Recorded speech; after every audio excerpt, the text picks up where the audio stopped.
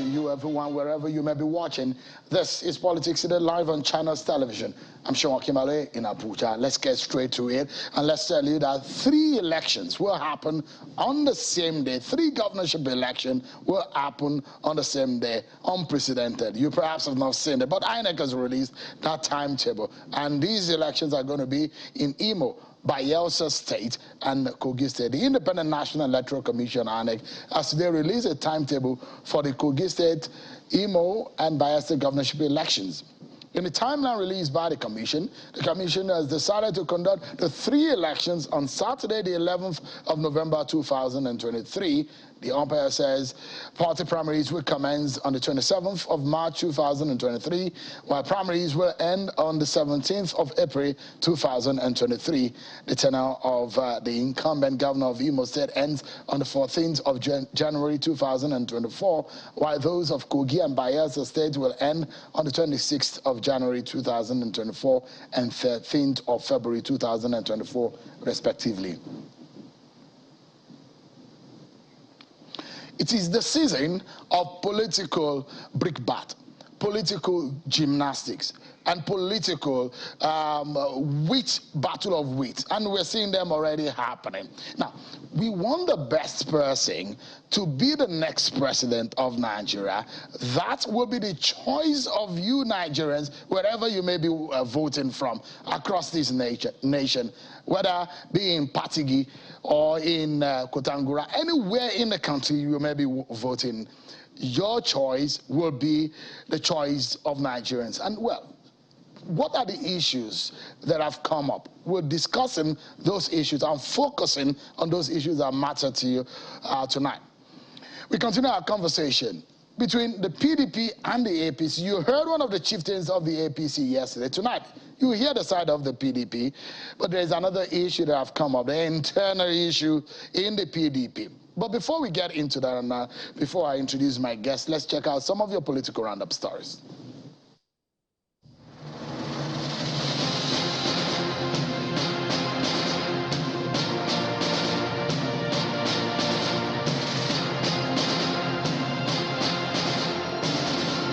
Senate President Ahmed Lawan says the National Assembly is incapacitated in curbing corruption and economic sabotage in the country.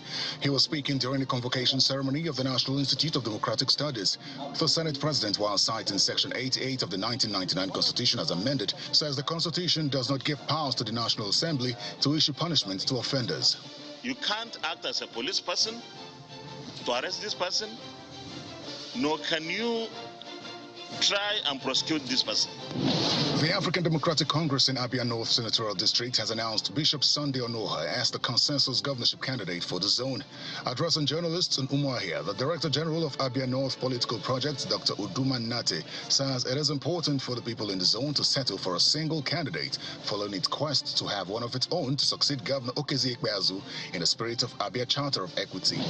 The People's Democratic Party has inaugurated its campaign council in Sokoto, calling on supporters to engage in a violence-free campaign. The Director General of the PDP Presidential Campaign Council and Governor of Sokoto State, Aminu Tambuwal, has inaugurated the PDP Campaign Council in Sokoto and has called on supporters to engage in violence-free campaign. Coordinators of Osun, Oyo, Ekiti, Ondo, Ogun, and Lagos State led their members from different campuses to the inauguration, which held at the Osun State Party Secretariat of People's Democratic Party, PDP in Oshogbo. Inaugurating the movement, the Senior Special Assistant to Delta State Governor on Student Affairs, Mr. Jerry Ehiwario, charges the students to go back to their various campuses and canvass for support for Atiku Okowa presidency. As activities towards the 2023 general election continue to gather momentum, more groups have been expressing their support for the re-election of the Ogun State Governor, Dapo Abiodun. They say this has become imperative in order to ensure continuity, especially in the area of critical infrastructure development, which has attracted direct foreign investment and improved the ease of doing business in this state. And a coalition of women support groups in Abuja has presented a charter of demands to presidential candidates in the forthcoming general election, insisting on the implementation of the United Nations 30% affirmative action in all appointed positions. The women who spoke under the aegis of Voice of Women Conference 2022 decried what they referred to as a continuous decline in the number of women in the country's political space. Thank you so much. There you have it. You've been served with your political roundup stories. And let's get to perhaps one of our biggest stories in the land. Perhaps you have heard some response, but before we get to those response and back and forth, it appears there is yet another blow for the Atiku Abubakar and the PDP presidential campaign. Another PDP governor has threatened votes of the PDP with another allegations leveled against the former vice president, Atiku Abubakar. This time around, it's coming from the governor of Benue State, Samuel Ortom. Governor Ortom has alleged that the PDP presidential candidate, Mr. Atiku Abubakar, may be working with the leadership of Miyetti Allah Kauta to profile him for public hate over his comment, both at the Kaduna Arewa Forum and the statement Atiku issued over the killing of 36 persons in Beji community of Hukum local government area of Benue State. The governor alleged that Mr. Atiku does not regard him in any way or enough in the scheme of things, and have accused him of picking his presidential campaign council from the state without his input. Hence, on the day of voting, his people will vote as those who have not been consulted. Take a listen to Governor Ortom. I was the one that, unfortunately, our presidential candidate profiled.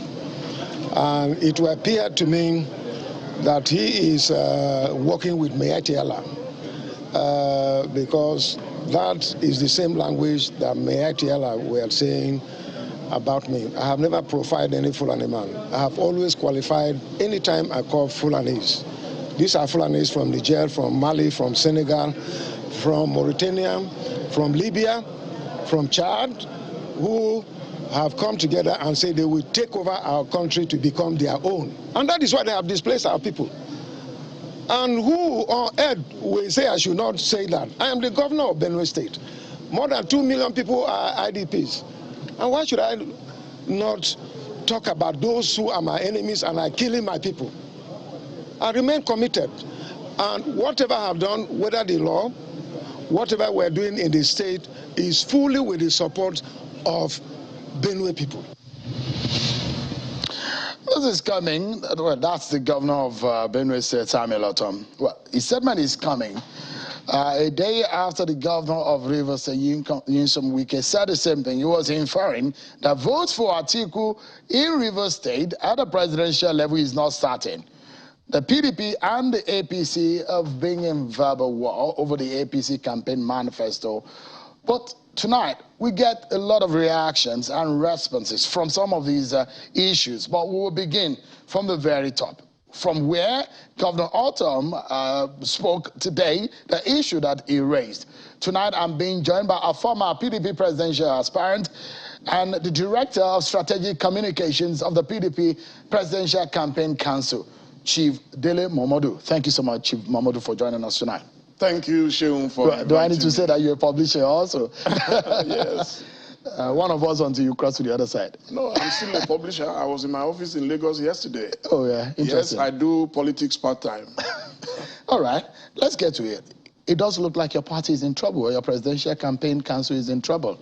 2 days, 2 governors have disowned your presidential campaign and the potential of your party's votes in their state. Governor of Rivers State and governor of Benue State. How much of a blow is this for your party? I don't see it as any blow. And before I continue, you are aware that I'm a great fan of Governor Wike. And Governor Ortom happens to be one of our good governors. But you know, they work together. And when you look at the pattern, you will see that it's like a deliberate orchestration for maximum effect and impact. It is not true that our candidate did not want to involve them. Our candidate reached out to them several times at home and abroad, but they remained very rigid in their position. In every reconciliation, you expect a shift, and they said they were not going to shift. And anyone who knows Atiku Abubakar very well, we know that he's a man who conducts himself very well. His comportment, in fact, is unprecedented. He does not exchange verbal attacks with anybody. He's been talking to them. He will continue to dialogue with them. They pulled out, even some of those whose names were published, they pulled them out and said, no, we're not participating in the process when the Presidential Campaign Council was announced. So what do you want him to do? He can't wait forever, like waiting for Godot. So, and that is why he has moved on in peace, that maybe one day they will have a change of heart and look favorably in his direction. But as it is, he has carried on with his campaign without attacking any governor. Calling him an agent of Miyetti Allah, I mean, that is extreme. Anybody who has followed the trajectory of our candidate, Atiku Abubakar, we know that this is a man who is completely detribalized. He is a man who has friends in every part of Nigeria. I now currently work in his office. I see a lot of young men and women, young, from every part of Nigeria, doing their work. Atiku Abubakar cannot be an agent of Miyetti Allah. I think that's carrying it too far. Is it coincidence now that yesterday on this program, what Femi Fani-Kayode stated here is what part of what Governor Autumn is re-echoing. They are of different political parties, and is these allegations of ethnic bigotry is what they have raised, and perceived alliance in the manner in which they said your presidential candidate is aligned. Isn't it the fact that the Governor Wike, Autumn, Seyi Makinde, and Ekpazu are asking that there should be equity, and the same thing that the likes of Chief Bode George are saying, that there needs to be a southern face that could give them some sense of relevance in the party in this presidential election, and they're asking that there should be equity. Isn't it what they're asking for? It is too late in the day for anybody to be asking for a southern candidate. We held an election, a primary. Is it a southern candidate they're asking for, or a southern representation that is meaningful? We have them in our party. In fact, PDP has done far better than any other party in Nigeria. If you look at our trajectory between 1999 and 2007, PDP presented President Obasanjo. Then we had the Yaradua, who was in power for 3 years. Then we had President Jonathan, who was there for 5 years. So in PDP, we've had 5 plus 8, that's 13 years, out of 24 years by next year. So we don't have that problem in PDP. You can talk about APC, how they are doing, how they are not doing, that's not. But I can tell you that the last president PDP fielded was a southerner from the south-south. So nobody is going to accuse us of entrenching Hausa Fulani interest. There is a major campaign of calumny today in Nigeria against the Hausa Fulani, which I find very dangerous. They are Nigerians. They are part of Nigerians. And elections are about figures, about numbers. So if the Hausa Fulani are able to manage themselves better than the Southerners, so be it. I was in that race. And I can tell you that the Southern candidates never worked together. I even tried to reach some Southern governors who would not receive me. Whereas when you go to the North, you get this open door. I went to Sokoto, Governor Tabua was personally driving me around. In the South, I was just like a nobody. So that is the nature of politics. It is whosoever has the ability and capacity to carry every other person along. And let me warn, whenever in the past we've had 2 strong Southern candidates, they lost to the North. It happened in 1979 between Chief Awolowo and the Owele of Onitsha, Chief Nnamdi Azikiwe. It repeated itself in 1983. So the South must learn about politics and politicking.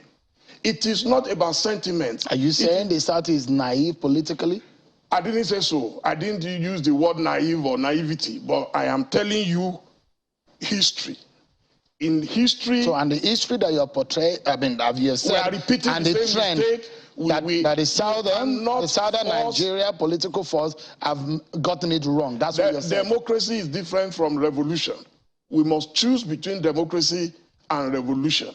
The South cannot blackmail the North, just like the North cannot blackmail the South. We must work together. When you refuse to do that, you are heading to failure. And let me ask you perhaps the obvious question here. President Muhammadu Buhari is a Fulani man from the northwestern region of this country. And obviously, too, Mr. Atiku Abubakar, a Fulani man from the northeastern region of the country. And the question some of those who are of that school of thought is that, can a Fulani man do 8 years, no matter what political party they belong, they have governed Nigeria, and another Fulani man govern Nigeria for another 8 years? Is it fair? This is the question those of the school of thought are asking. Democracy is not always about fairness. And the best example, and ready example I can give you, will be the American example. How long did it take for Obama to emerge in America? It's a game of number. It's not about sentiment. You and I can cry from now till kingdom come. Until we learn to conduct politics properly, we will continue to lose. Look, when President Obasanjo was going to come, what did they do? He made sure that he reached across to everybody. When they were going to bring President Yar'Adua, they reached across to everybody. There is nobody in the race today half as popular as Buhari was between 2003 and 2015. Buhari was only able to make it, not because he was a Fulani man, but when he was able to reach out to the South. So any Southerner who wants to become president of Nigeria must reach out to the North. Insulting them is not going to make you president. I read a lot of insults on social media today.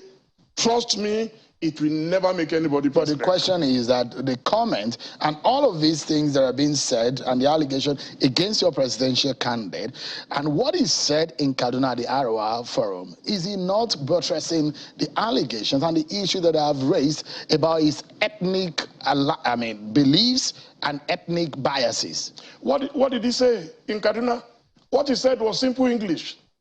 So, but people decided to cut away the conclusion. He said the North, it was the North asking him a question. And he told his people, he said, don't vote for anybody on account of region. A lot of people today, they are whipping up emotional sentiment that it is because of where I come from, the Emiloko syndrome, that because I'm a Yoruba man, then I deserve to be president. Because I'm an Igbo man, I deserve to be president. Nobody has championed Igbo presidency more than some of us. But that cannot be your only qualification. Go and sell your credentials. Go and sell your manifesto. Atiku Abubakar does not need any of that any longer because he has sold it over the years, over the decades, and everybody is familiar with him. As a man, you can call him names. He will not respond. So are you saying, but Chief you Dele cannot Momodu, call him an ethnic jingoist? Never. Are you saying that what Governor Otom said today is wrong? He's carrying it too far. Is he wrong? A man I like very much. But is he wrong? It's very wrong to label him an agent of Imiyetti Allah. Based on the comments, you can say, ascribe to him. No, he can say anything about Atiku Abubakar, but to call him an agent of Imiyetti Allah, I disagree vehemently with that. It's wrong. You see, if you don't want to support a man, it's very easy to give a dog a bad name in order to hang it.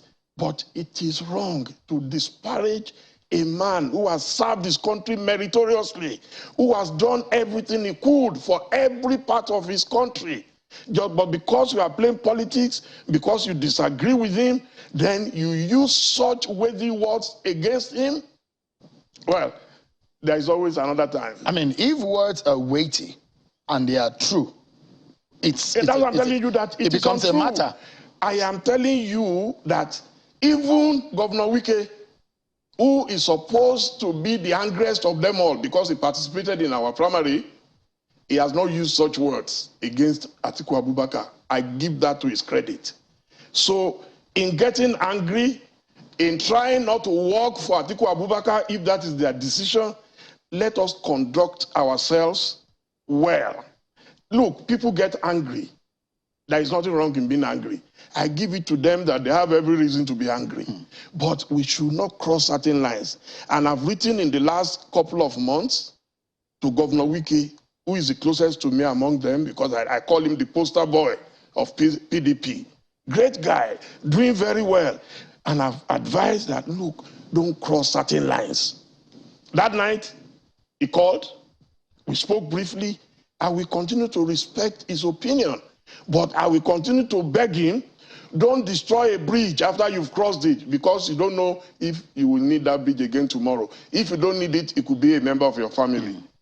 When these are agitations for those the Governor Wike and the rest, those who believe that the southern region in your party have been badly treated and shortchanged. And the question I will ask you, it is not too much of a hot water. The intensity and the temperature of the water that your party and your presidential campaign has found itself, I'm not sure how you're going to be able to meander through, but can your presidential campaign do without an Oyo State of Seyi Makinde that is not supporting your presidential campaign, a Benue State that has come out openly today that is not supporting your presidential campaign, a River State led by Nyesom Wike that is not supporting your presidential campaign, an obvious Okeze Ikpeazu of Abia State that is not supporting?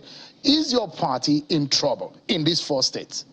Our party is not in trouble. I'm a child of destiny. And God is responsible for everything you are on earth. If it is God's wish that Atiku Abubakar is the next president of Nigeria, 20 governors cannot stop him. It happened before our very eyes in Osun State. We counted on Governor Seyi Makinde to come. For whatever reason, I don't know, he couldn't make it. We never made an issue of it. We didn't have Governor Wike when we were doing the campaign in Osun State. We were able to defeat the firepower of Bola Ahmed Tinubu, who comes from Osun State, his ancestry in Osun State. So it was very important that he should win Osun State. But despite the absence of all those who were expected to support us, we won that election convincingly. And that is how it should be. So that's why I keep begging Governor Wike that don't be found wanting in the day that you are needed the most. Whether he likes PDP or not, PDP has done very well for him, just like he has also done very well for PDP. Governor Seyi Makinde has an election next year. I don't see how he would destroy PDP and still use the same platform. He won't do that. He's a smart gentleman that I know reasonably well enough. I know they are angry. I know that they are forming a powerful bloc in PDP, but trust me, PDP is so big that PDP will not be threatened because our governors are angry. And PDP will not go into any fight whatsoever with them. We will continue to appeal to them. We love them like you love your own family. And we are hoping that very soon we will put it all behind us and we shall all embrace once again. All right. Because the issue of non-inclusion and perceived marginalization, a lot of people will attribute that is one of the problems that have led Nigeria to where it is today. And you have said that politics is a game of number. And I dare to ask you tonight that, are you saying, Chief Momodu, that because democracy is a game of numbers, another northerner can succeed Atiku if he wins in 2023 and governs for 8 years? Nothing is impossible. I'm a very frank person. I've just given you the example of America. We practice the same style of America in democracy today. And I can tell you, if it took America over 200 years to produce an Obama, it can happen anywhere in the world. People must work. Today, Sunak became British Prime Minister. He didn't do it by whipping up sentiments. He did it by working towards his goal, by consensus, by reaching out to everybody. Nobody is going to hand over power to the South free of charge. Let me give you a good example. When President Jonathan was going to run in 2011, I ran in that election.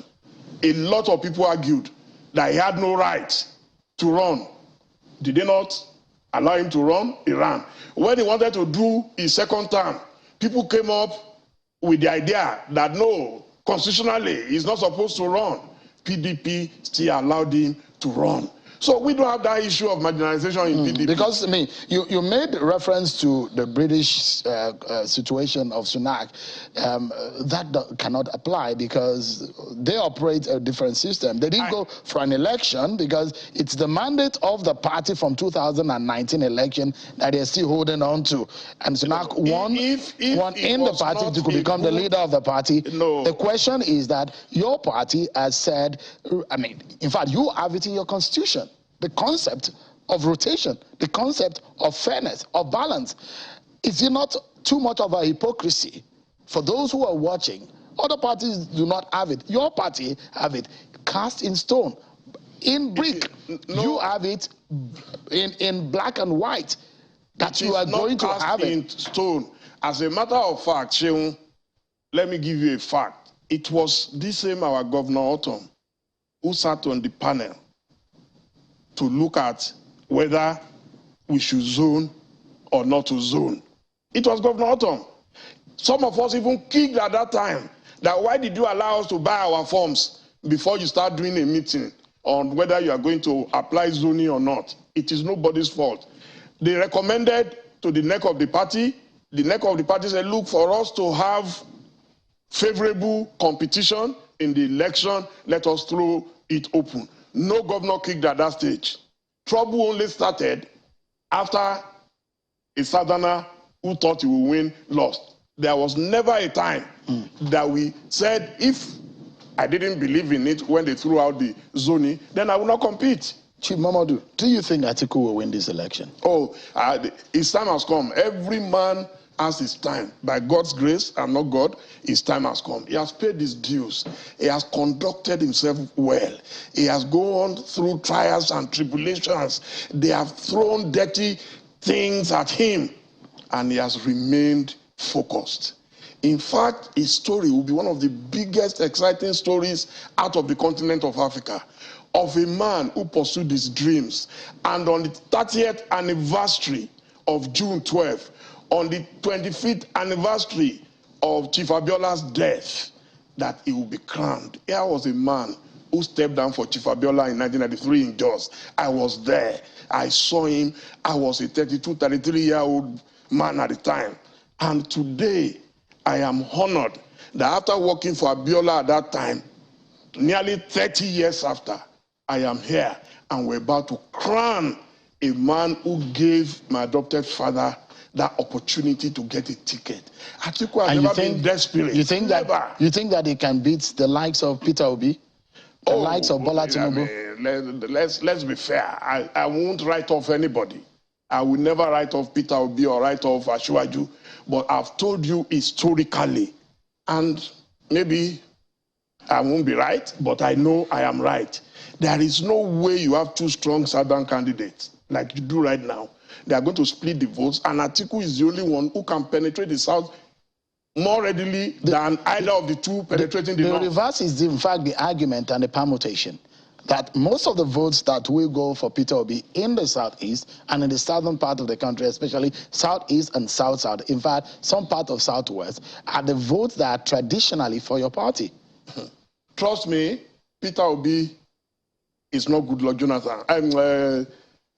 Atiku Abubakar is not Goodluck Jonathan, because that argument comes from what happened to the former president. Trust me, in the South, the most formidable force who had always had his network in PDM with Yaradua in those days, the Yaradua of blessed memory, he's always had it, is Atiku. None of the other people ever built such networks in the North. Now they are struggling to catch up in the next 3 to 4 months. Trust me, the ready-made president for Nigeria is Atiku Abubakar. He's ready-made. If Atiku does not win this time around, that will be the very end. Oh, if Tinubu does not win this time around, that will be the very end.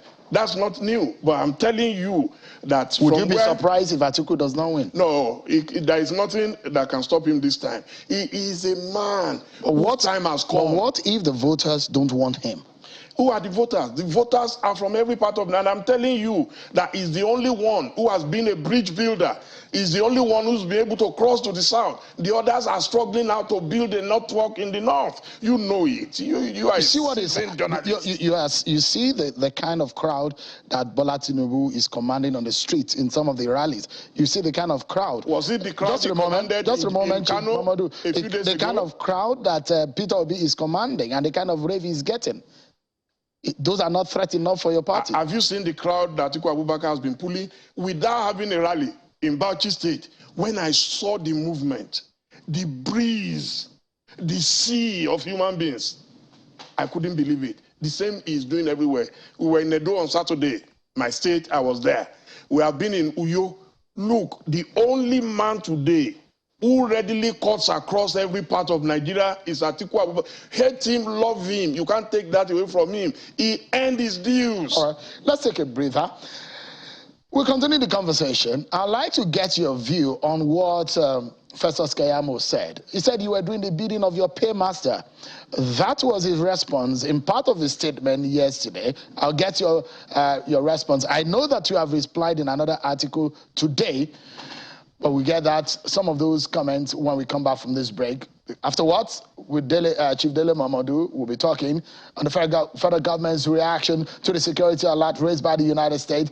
We're dissecting those issues, and I will be joined later on by Mr. Mike Ejiofor, a former director of the DSS. Stay with me, everyone. We'll be right back.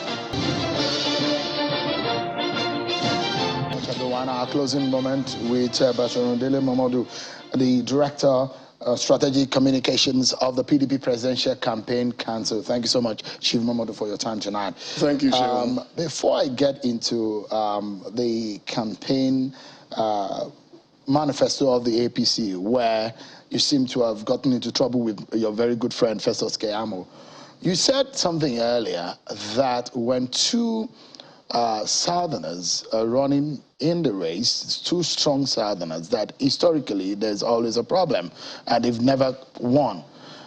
But you've forgotten that there is another man who is a Northerner who is also strong in this race, Kwankwanso from Kano State, the second largest voting bloc in this country. Is that a threat for Atiku? I didn't forget him.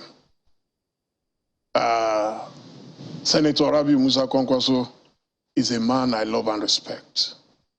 We've come way back. And I am telling you, the North understands the game of power. Whether we want to accept that fact or not, that is the truth. In the South, I told you how difficult it is for us, even as aspirants, to work together. In the North, if the decision, let me put if, is that Atiku Abubakar is favored to win ahead of Kwankwanso, the North will converge and give it to Atiku Abubakar. That is what is going to happen. I'm not placing a bet, but I know it for a fact. Look, why do you think our Director General, Governor Tambuwa, stepped down for Atiku Abubakar? It was a game of number. It was a master stroke, which a lot of people did not see coming.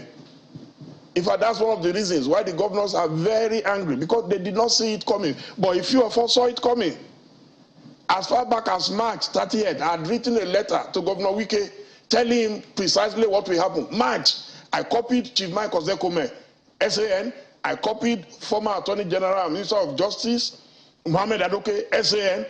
They have copies of that letter. And I told him how the thing will flow. 2 weeks to our primary, I wrote on the back of this day in my column, Pendulum column, I said, Governor Wike, don't bet that you will spend money and you'll be able to get through at the convention.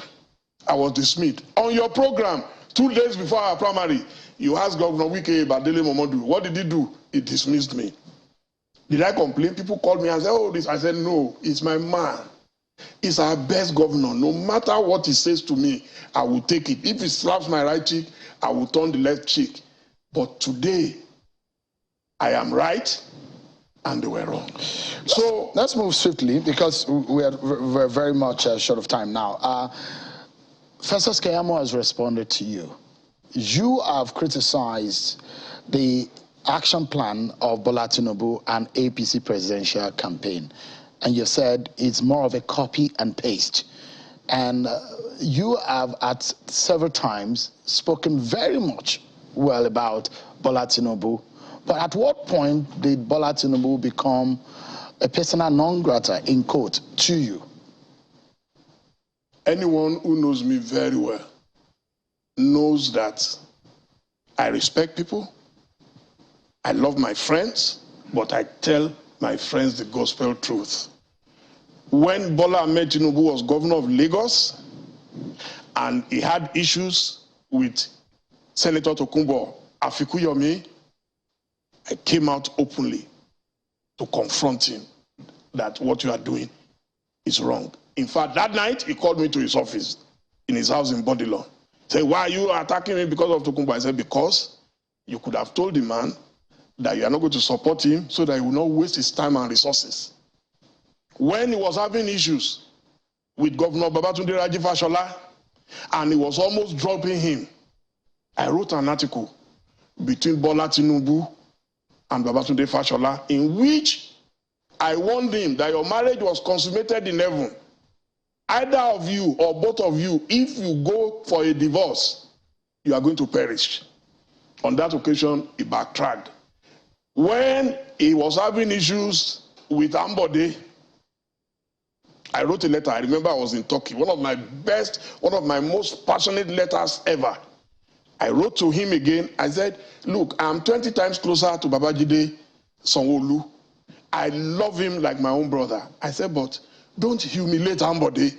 This man has done great for Lagos State and Nigeria.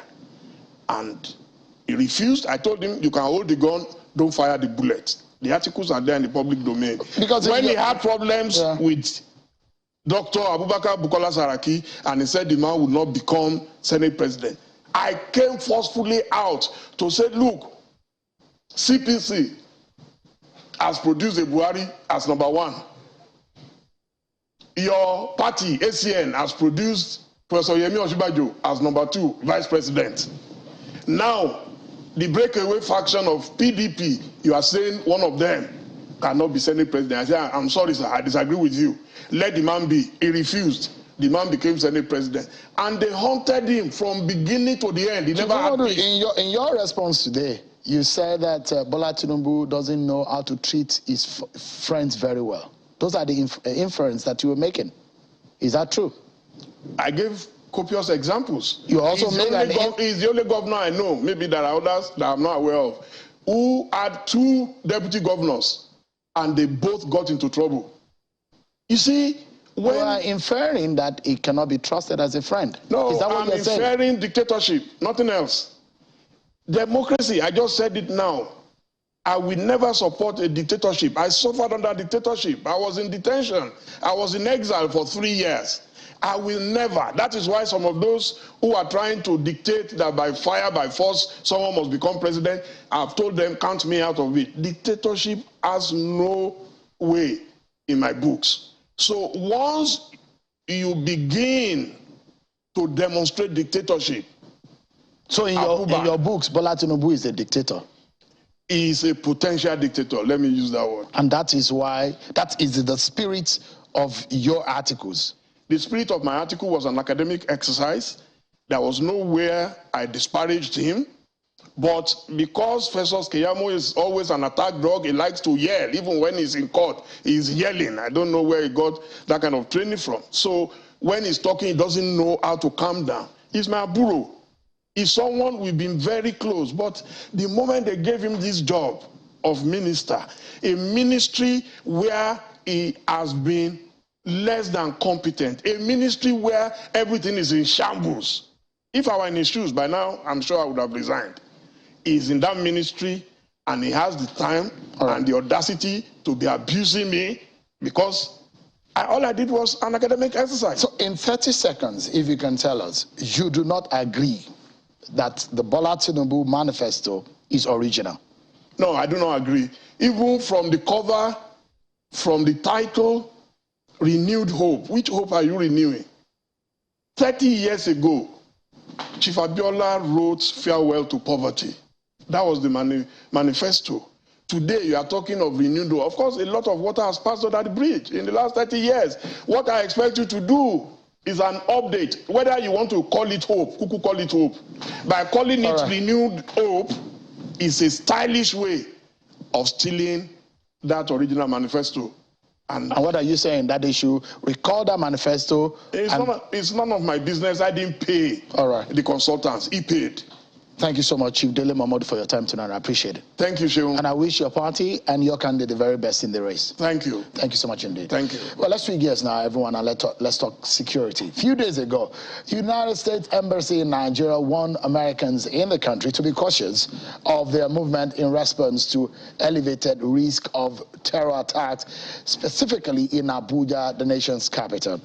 The United States says, quote, "There is an elevated risk of terror attacks in Nigeria, specifically in Abuja. Targets may include, but are not limited to, government buildings, places of worship, schools, markets, shopping malls, hotels, bars, restaurants, athletic gatherings, transport terminals, law enforcement facilities, and international organizations."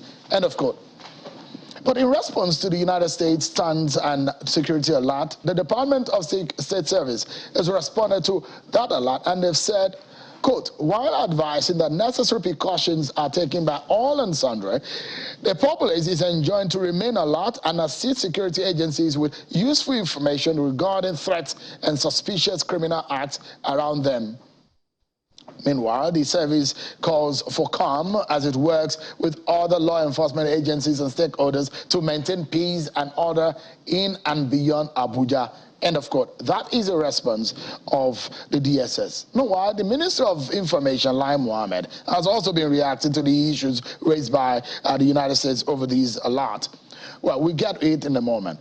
But let me get the view, the professional view, and a benefit of insider, someone who has worked several years in the DSS and the intelligence community. I'm being joined by our former director of the DSS, Mr. Mike Ejiofor, and our very good friend here. Thank you so much, Mr. Ejiofor, for joining us tonight. Thank you for having me. You respect the intelligence gathering capacity of the United States, isn't it? Yes, I do. They're not flippant. Not really, but you see, the problem is that advisories have been issued severally since this year from the United States. And the State Security Service on its part to have issued same advisory. You recall, we should be able to look at it. That advisory was not actually meant for Nigerians, but for U.S. Citizens and nationals resident in Nigeria, the same thing with UK and Canada. The fact remains that this thing raised a lot of, panic or alarm, if you will, within the citizenry of Nigeria. Don't also forget that there have been a series of advisories, from the United States. You recall in 2015 that they also predicted that Nigeria was going to end before if the elections were not conducted. So ordinarily, following trend and analysis, you see that towards election, there are bound to be apprehension among the populace, not necessarily terrorist attack. I'm not, however, trying to dismiss their advisory. But what it calls for is, like the State Security Service too, on its part, has said that there is no cause for alarm. People should remain calm, be vigilant, especially in crowded areas, parks, schools, and others. So it calls for vigilant on part of our citizens. I still maintain that there is no cause for alarm. So the reason why this perhaps carry a bit of weight this time around is that the United Kingdom has also reinforced what the United States has said. They also released a security alert. Basically, the U.S. chose its staff saying, this is going to happen, and people should be cautious. Now, if nothing is really happening beyond the normal eyes of the average civilian, these countries will not come up with this. That means that something is really happening within the intelligence community that they have gathered. I'm not saying nothing is happening, and I'm also not admitting that the advisory from United States, Canada, and the United Kingdom are 100%. These are projections. Could they, I mean, those information or intelligence, could they have been shared with the Nigerian intelligence community? Is that their rapport, that camaraderie? Is it impossible that the State Security Service has shared this intelligence with them? And it could be from the Nigerian intelligence community? Yes, based on which they say, okay, let us alert our citizens. You know, people most times blame the state security and our security agencies for issuing alert. Remember the implications of issuing such alerts. It creates panic, it creates fear. But they did that to their staff, isn't it? Yeah, to their staff. Don't they have the right to protect their own and give them, at least caution them? That's the Americans. Yeah, I mean, the foreign entities. The foreign national, they have a right to, you know, but it also depends on handling of the information. And I must say, not meant for the members of the public. And I must say, Mr. Ejiofor, that when things go wrong, we raise it right, because that's our job as journalists. We'll bring these issues up. And I'm one of those who are critical about how things can be done better, especially when security is going bad.